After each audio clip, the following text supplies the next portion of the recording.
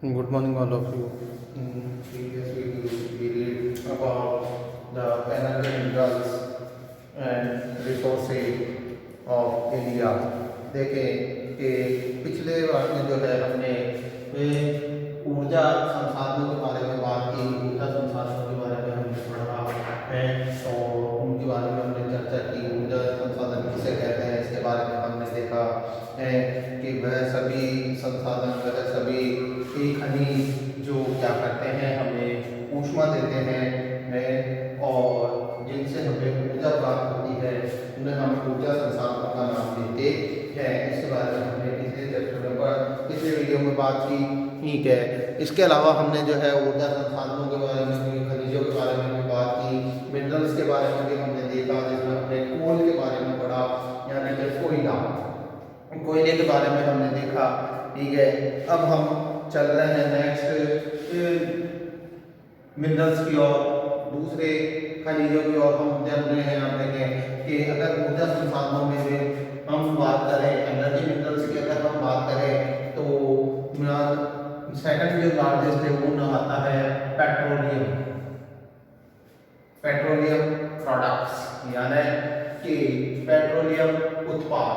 देखें कि पेट्रोलियम उत्पाद की जब हम बात करते हैं तो यहाँ पर एक चीज निकल कर आ रही है, दिस इज द पिवट, यानी कि यह मुख्य आधार है, मेन बेस है। किस चीज का मेन बेस इसको बताया जा रहा है? तो यहाँ पर हम देख रहे हैं कि transport facility and industrial development है, यानी कि परिवहन साधनों और परिवहन की सुविधाओं और औद्योगिक विकास का जो है इसे मुख्य आधार बताया जा रहा है। किसको बताया जा रहा है? पेट्रोलियम प्रोडक्ट्स को। पेट्रोलियम प्रोडक्ट्स की जब हम बात करते हैं, जिसमें हम नेचुरल गैस की भी बात कर लेते हैं, इसमें हम पेट्रोल की भी बात कर लेते हैं, इसमें हम डीजल वगैरह की भी बात कर लेते हैं, जो आपस में मिलकर क्या करते हैं? पेट्रोलियम प्रोडक्ट बनाती हैं।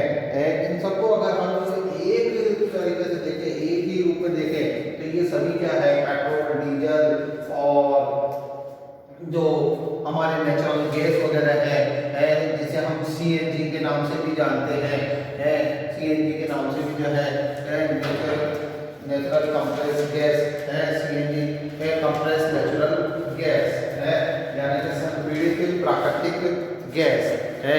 और हम एलपीजी, लिक्विड पेट्रोलियम गैस के बारे में भी हम देखते हैं, जो अमूमन तौर पर हमारे घरों में काम में आती है। तो ये सभी जो है, ये सारी चीजें जो है, ये सारे जो खनिज हैं, ये सारे जो उत्पाद हैं, ये किसकी कैटेगरी में आते हैं, किसकी श्रेणी में आते हैं? ये पेट्रोलियम प्रोडक्ट की कैटेगरी में आते हैं। अब हम यहाँ देख रहे हैं कि पेट्रोलियम प्रोडक्ट की जो ये कैटेगरी में आने वाली ये जितने भी मिनरल्स है, जितने भी खनिज है, ये क्या करते हैं? ये एक मूवमेंट देते हैं, एक गति देते हैं, किसको? हमारे इंडस्ट्री को, हमारे उद्योगों को। कैसे? कि आज हम देखते हैं कि उद्योगों में जितना भी प्रोडक्शन होता है उसको एक स्थान से दूसरे स्थान पर ट्रांसपोर्ट करने के लिए, परिवहन करने के लिए जो है हमें परिवहन साधनों की आवश्यकता होती है। और ये परिवहन के साधन संचालित करने के लिए हमें किसकी आवश्यकता होती है? हमें पेट्रोल वगैरह, डीजल वगैरह की ये नीड होती है। ठीक है, तो इस तरीके से हम देख रहे हैं कि ये जो है एक बहुत ही इम्पोर्टेंट रोल प्ले करता है ह्यूमन लाइफ में, मानव जीवन में जो है ये बड़ी महत्वपूर्ण भूमिका निभाता है। अब हम इंडिया की अगर बात करते हैं, भारत की अगर हम बात करते हैं, पेट्रोलियम प्रोडक्शन में अगर इंडिया को हम देखते हैं तो हम देखते हैं कि 17.2 lakh square kilometre area Bharat के कुल क्षेत्रफल का, टोटल सरफेस एरिया का 17.2 लाख स्क्वायर किलोमीटर एरिया जो है 17.2 लाख वर्ग किलोमीटर का जो भाग है, जो क्षेत्रफल है, उसमें हम क्या देखते हैं? उसमें हम पेट्रोलियम रिजर्व्स को देखते हैं, पेट्रोलियम संरक्षित क्षेत्रों को पाते हैं, जो मेनली कहाँ पाया जाता है? Sedimentary rocks. देखें, सबसे पहले आ रहा है सेडिमेंट्री रॉक्स, अवसादी चट्टानें,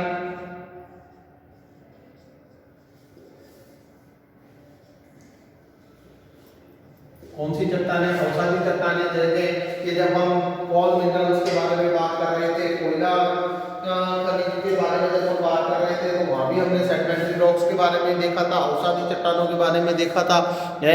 और अब जब हम पेट्रोलियम प्रोडक्ट की बात कर रहे हैं, पेट्रोलियम उत्पादों की जब हम बात कर रहे हैं, तो भी हम यहीं पर इसी को देख रहे हैं कि ये जो पेट्रोलियम है प्रोडक्ट हैं, जो पेट्रोलियम उत्पाद है, वो कहाँ पाए जाते हैं? वो सेडिमेंट्री रॉक्स में पाए जाते हैं। कहाँ पाए जाते हैं? अवसादी चट्टानों में पाए जाते हैं। इसके अलावा यहाँ पर हम देख रहे हैं ओशियनिक पार्ट्स, यानी कि समुद्री भाग।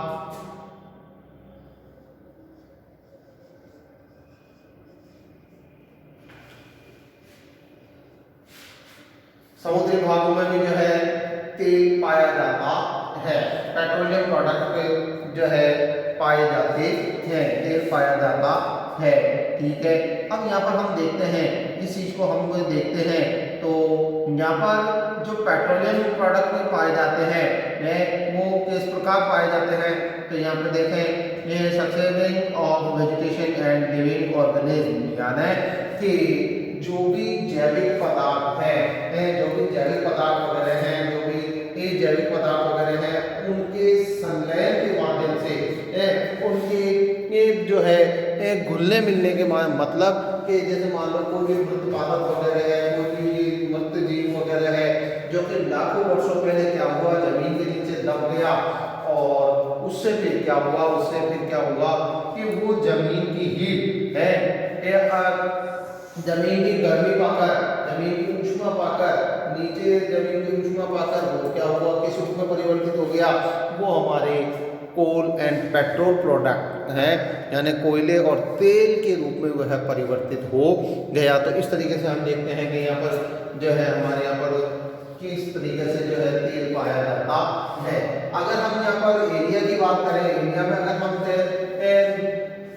पेट्रोलियम प्रोडक्ट की बात करें, तो फिर देखेंगे मेन जो एरियाज हैं जिनमें हम देख रहे हैं कि ब्रह्मपुत्र वैली का नाम हमको यहाँ पर दिया जा रहा है, सुंदरबन डेल्टा का नाम हमको यहाँ पर दिया जा रहा है, ईस्टर्न कोस्टल पार्ट का यहाँ पर नाम दिया जा रहा है, और राजस्थान, सौराष्ट्र, हिमालय तराई एरिया और मुंबई बेसिन। देखिए कि मुंबई बेसिन की जब हम बात करते हैं, तो पेट्रोलियम प्रोडक्ट में इसका बहुत इम्पोर्टेंट रोल देखने को हमको मिलता है। इंडिया में सबसे ज्यादा अगर हम बात करें, तो सबसे ज्यादा जो तेल का उत्पादन है, पेट्रोलियम प्रोडक्ट का जो प्रोडक्शन है वो मुंबई हाई के नाम से जो है अरबियन सी एरिया में जो है, अरबियन अरब सागरीय क्षेत्र में जो है इसका उत्पादन पाया जाता है। और वो कहाँ पाया जाता है? वो मुंबई बेसिन में पाया जाता है, मुंबई के क्षेत्रों में पाया जाता है, जो मुंबई हाई के नाम से जाना जाता है। अब यहाँ पर हम देखने की कोशिश करेंगे, देखें अब यहाँ पर हम देखने की कोशिश करेंगे कि out of the total production of petroleum in the country, है कि देश में उत्पादित होने वाले कुल तेल के 90% यानी कि 90% इधर इन महाराष्ट्र, आसाम, गुजरात एंड राजस्थान है। देखें कि कौन कौन से स्टेट के नाम यहाँ पर आ रहे हैं, हम यहाँ पर बात कर चुके हैं, मुंबई हाई की बात कर चुके हैं जो कि महाराष्ट्र में आता है। ठीक है, राजस्थान की हम बात कर रहे हैं, यहाँ पर राजस्थान को भी हमने स्थान दिया है। इसके अलावा ब्रह्मपुत्र वैली की हमने यहाँ पर बात की, ब्रह्मपुत्र घाटी क्षेत्र की बात की, जो कौन से एरिया में आ रहा है? आसाम।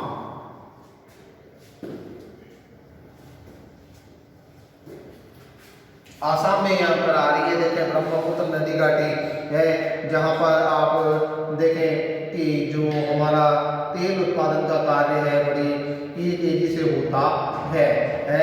और अब यहाँ पर देखें, and the produced oil is sent through pipeline to 24 large refinery है।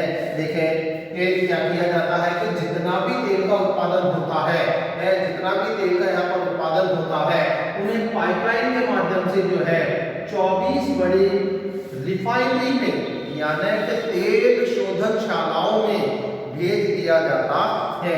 24 बड़ी जो हमारी रिफाइनरीज है जिनमें हम देखते हैं कि गुवाहाटी है, बरौनी है जो कि आपको आसाम में देखने को मिलेगी, वडोदरा है जो कि आपको गुजरात में देखने को मिलेगी, हल्दिया, मथुरा वगैरह है जो आपको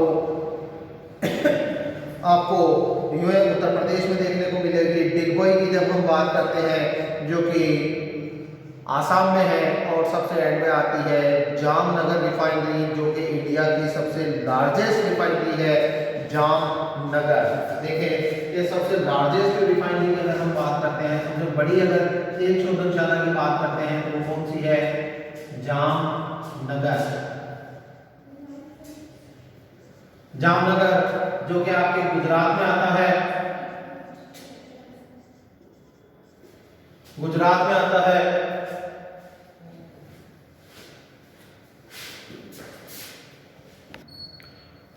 the largest refinery of the India की हम बात कर रहे हैं यहाँ पर है, जो है भारत की सबसे बड़ी तेल शोधनशाला की हम बात कर रहे हैं जो कहाँ है, जो जामनगर गुजरात में है।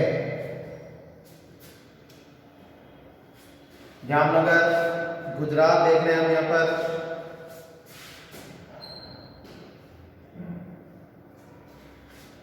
एक सबसे बड़ी तेल शोधनशाला है। अब हम यहाँ पर बात कर रहे हैं, देखें कि एलपीजी गैस जो कि सेकंड प्रोडक्ट है यहाँ पर आता है। तो यहाँ पर हम देख रहे हैं कि एलपीजी की अगर हम बात करते हैं, एलपीजी से यानी लिक्विड पेट्रोलियम गैस की अगर हम बात करते हैं, लिक्विड पेट्रोलियम गैस की अगर हम बात करते हैं तो हम इसमें देखते हैं कि in the natural gas reserve are present in Tamil Nadu, Himachal Pradesh, Punjab, Rajasthan, West Bengal, Tripura and Arunachal Pradesh, which are manage by Gas Authority of India. है देखें कि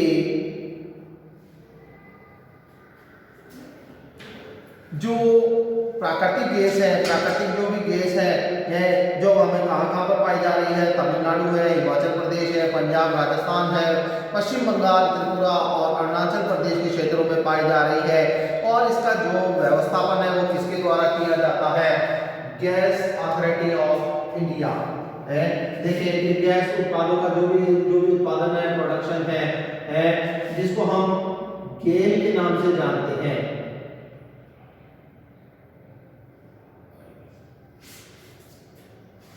गेल के नाम से इसको हम जानते हैं,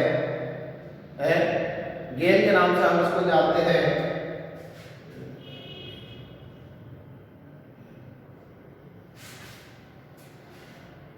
गैस अथॉरिटी इंडिया लिमिटेड। देखें कि ठीक है, अब यहाँ पर हम बात कर रहे हैं, देखें कि ये जो गैस अथॉरिटी ऑफ इंडिया है ये क्या करती है। यहाँ पर हम देख रहे हैं, this company provide the total natural gas produced in the country. है कि देश में उत्पादित होने वाली जितनी भी प्राकृतिक गैस है वह उन्हें हमें उपलब्ध करवाने का कार्य करती है। अब देखें गैस का भी जो है प्रोडक्शन जो होता है वो कहाँ पर यूज आता है, इलेक्ट्रिसिटी प्रोडक्शन में इसका यूज आता है, फर्टिलाइजर प्रोडक्शन में इसका यूज आता है, और अन्य जितने भी उद्योग धंधे हैं, अदर इंडस्ट्रीज हैं, उनके लिए इसका उपयोग होता है। ठीक है, इन द कंट्री जब हम देश की बात करें 80% natural gas is produced in Maharashtra. देखिए कि 80% जो गैस का उत्पादन है, 80% जो गैस है वो कहाँ प्रोड्यूस की जाती है, वो महाराष्ट्र में प्रोड्यूस की जाती है। महाराष्ट्र में इसका उत्पादन किया जाता है। चल रहे हैं हम अगले हमारे एनर्जी मिनरल्स की और चल रहे हैं। हम देखें नेक्स्ट जो हमारा एनर्जी मिनरल्स आता है वो आता है atomic energy minerals. Atomic energy minerals यानी कि परमाणु ऊर्जा खनिज। परमाणु ऊर्जा खनिज की जब हम बात करते हैं तो परमाणु ऊर्जा खनिजों में जो है जिनका नाम आता है वो आता है, सबसे पहला नाम आता है यूरेनियम का। 338, 235, 233। ये देखें यूरेनियम में भी इतनी सारी हमारे पास में क्वालिटी है, इतनी सारी हमारे पास में जो है गुणवत्ताएं हैं। उसके बाद में नाम आता है plutonium 239, thorium, beryllium and Zircon.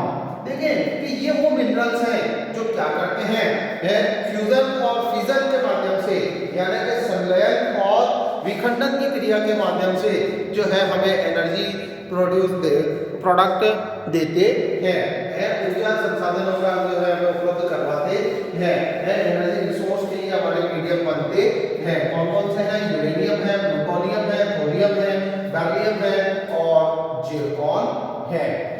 जिनसे क्या होता है कि इनको अगर हम संलयित करें या इनको विखंडित करें तो ये हमारे यूज में आते हैं, हमें एनर्जी देते हैं by the process of fusion and fission, यानी कि संलयन एवं विखंडन की क्रिया के माध्यम से ये हम क्या करते हैं, हमारे को जो है ये एनर्जी देते हैं। जब हम इनकी बात करते हैं एटॉमिक एनर्जी की, अगर हम बात करते हैं तो इंडिया में जो है एटॉमिक एनर्जी कमीशन डेवलप किया गया इन 1948 में। 1948 में जो है क्या किया गया, एटॉमिक मिनरल्स का यूज करने के लिए, परमाणु खनिजों का उपयोग करने के लिए एक कमीशन की स्थापना की गई, एक आयोग की स्थापना की गई, जिसे क्या नाम दिया गया, एटॉमिक एनर्जी कमीशन का नाम दिया गया। और ये कब स्थापित किया गया, इसे जो है 1948 में स्टैब्लिश किया गया, 1948 में से स्थापित किया गया। और इसकी स्थापना के बाद क्या हुआ कि इसके निर्देशन में, इसके गाइडेंस में, इसके डायरेक्शन में 17 रिएक्टर्स ऑफ एटॉमिक एनर्जी,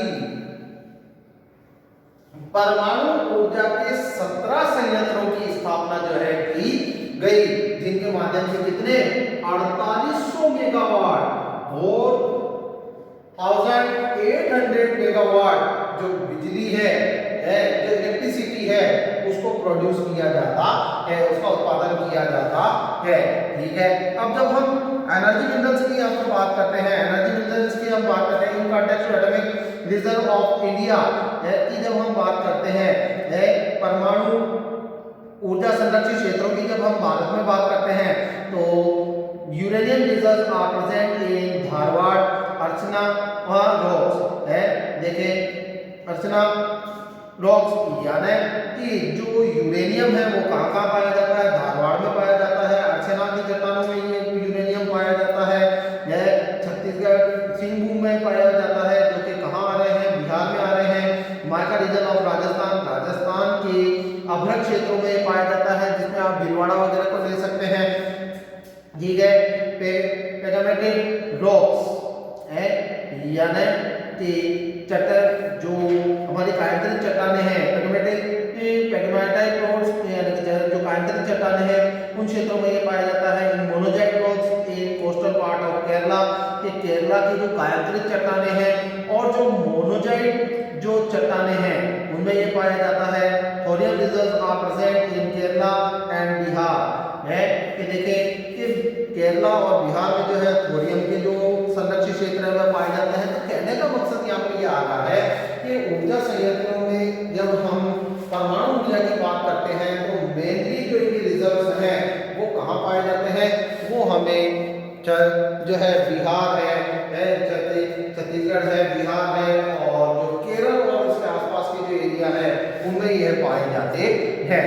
ठीक है, अब हम यहाँ पर बात कर रहे हैं, देखें ilmenite reserves are present in the sand of Kerala and beryllium reserves are present in Rajasthan, Bihar and Andhra प्रदेश।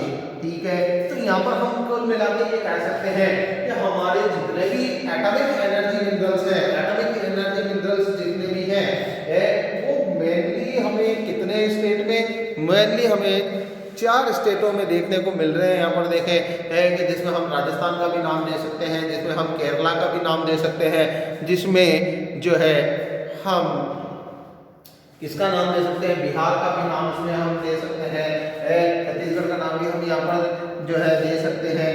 चल रहे हैं हम आगे देखें, अब हम बात करते हैं राजस्थान की मिनरल्स इन राजस्थान में खनिजों की हम बात करते हैं। तो हम देखते हैं कि जो राजस्थान है उसे museum of the museum of minerals के नाम से जाना जाता है, यानी कि खनिजों का अजायब घर के नाम से इसको हम जानते हैं, खनिजों का अजायब घर के नाम से हम इसको पहचानते हैं। देखिए खनिजों का अजायब घर किसे कहा जाता है, अक्सर करके जो है मोस्टली ये क्वेश्चन पुट अप किया जाता है बोर्ड एग्जाम में, which state is now as the museum of minerals, कि कौन सा राज्य है जो खनिजों के अजायब घर के नाम से जाना जाता है। तो हम यहाँ पर बड़ी आसानी से कह देंगे राजस्थान, अवर स्टेट राजस्थान, हमारा राज्य राजस्थान। व्हाई, क्यों? देखिए कि जब कोई प्रोडक्शन की बात होती है, जब कोई प्रोडक्शन की बात होती है तो जो है छत्तीसगढ़ झारखंड वगैरह के नाम आते हैं सबसे ऊपर है, बट वैरायटी ऑफ मिनरल्स की जब बात होती है, खनिजों की किस्मों की जब बात होती है तो वो सबसे ज्यादा जो किस्में हैं, वैरायटी है, वो राजस्थान में देखने को मिलती है। देखें कि 79 टाइप्स ऑफ मिनरल्स, 79 प्रकार के जो खनिज हैं वो राजस्थान में पाए जाते हैं, राजस्थान में पाए जाते हैं। देखिए कि कई खनिज तो ऐसे हैं कि जिनमें जो है राजस्थान की मोनोपोली है। आप देखिए मनमानी है राजस्थान की कि वो खनिज राजस्थान में ही पाए जाते हैं, उसके अलावा कहीं नहीं पाए जाते हैं। जैसे सीसा दस्ता है, लेड है और भी कई तरीके के ऐसे खनिज हैं। ठीक है, देख रहे हैं हम यहाँ पर उनके बारे में। ये देखें कि 44 टाइप्स ऑफ लार्ज यानी कि 44 बड़े किस्म के खनिज, 23 टाइप्स ऑफ स्मॉल 23 प्रकार के छोटे खनिज, and 12 types of micro minerals यानी कि 12 किस्म की सूक्ष्म जो खनिज है आर प्रेजेंट यहाँ पर पाए जाते हैं। ठीक है, अब हम यहाँ पर देख रहे हैं कि जो वल्केनाइट है, जस्पर है, फ्लोराइट है, जिप्सम है, एस्बेस्टोस है, ये वो खनिज है कि जहाँ जो केवल राजस्थान में पाए जाते हैं, इसके अलावा ये कहीं पर भी नहीं पाए जाते हैं। अगर खनिजों में के मामले में हम राजस्थान की बात करें, this state is the third largest mineral producing state in India, कि भारत में जो इसका नंबर है वो तीसरे नंबर पे आता है, कि ये भारत का तीसरा बड़ा खनिज उत्पादक राज्य है। इससे पहले अगर हम बात करते हैं तो यहाँ पर हम देखते हैं कि मध्य प्रदेश और छत्तीसगढ़ का नाम यहाँ पर आ जाता है।